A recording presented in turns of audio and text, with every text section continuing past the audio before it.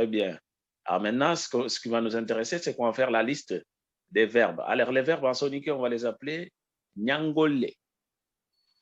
Nyangole, d'accord? Je vais dire les verbes. Voilà. Les verbes en sonique, on appelle ça. Nyangole, c'est verbe. Nyangolu, c'est le verbe. Donc, nyangole. Donc, ça, c'est verbe. Et quand c'est plusieurs, on va dire nyangolu.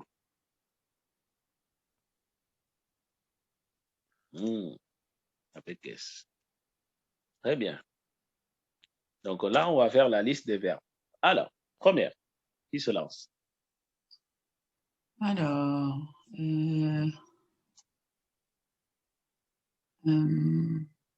Wara. Voilà. Wara Kompendi. C'est venir, non. Wara. Qui veut dire? Qui veut dire quoi? Qu'est-ce qu'il faut voir? Qu'est-ce qu'il dit? La phrase, c'est quoi? Et Christelle, est-ce que vous pouvez nous lire? Je sais pas, en fait. Je me suis lancée, mais je sais. Est-ce que tu peux nous lire la phrase déjà? Aiwa Anyokon Koyi Naiwara Kompendi. Alors, en fait, je comprends que. Yoku, ce sont les affaires.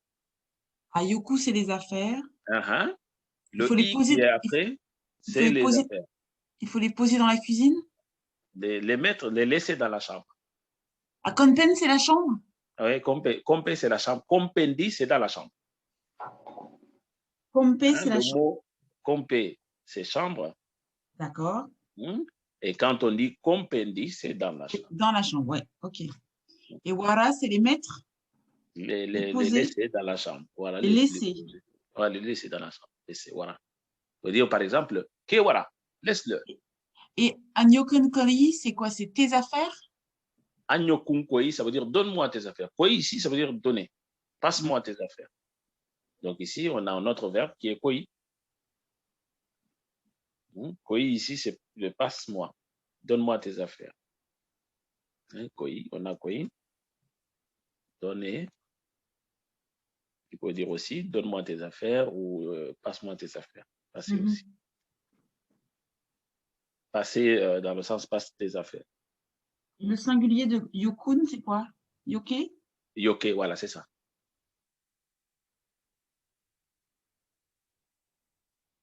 Alors ici, Wara, c'est laissé. Ok, voilà.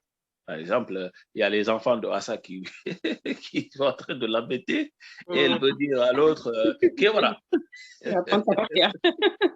Laisse-moi. Et c'est comment? Laisse-moi, c'est? Laisse-moi, ngara. Ngara.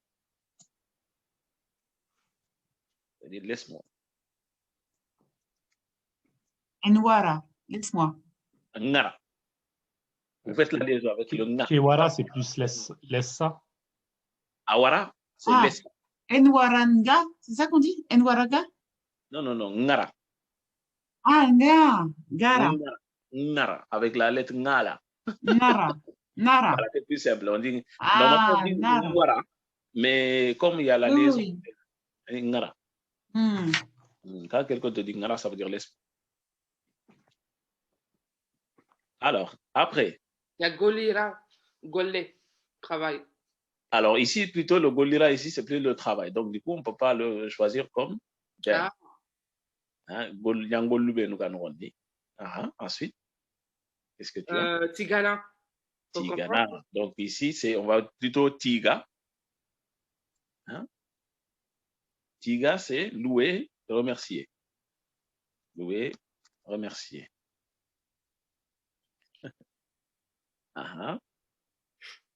Alors ici, on dit, je remercie Dieu. Ici, le verbe ici, tel qu'il est, c'est exprimé au présent.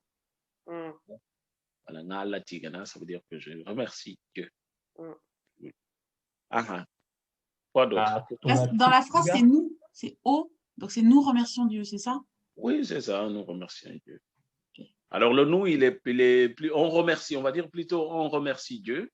Alors le on ici, ou nous, parce que nous remercions Dieu, ou on remercie Dieu.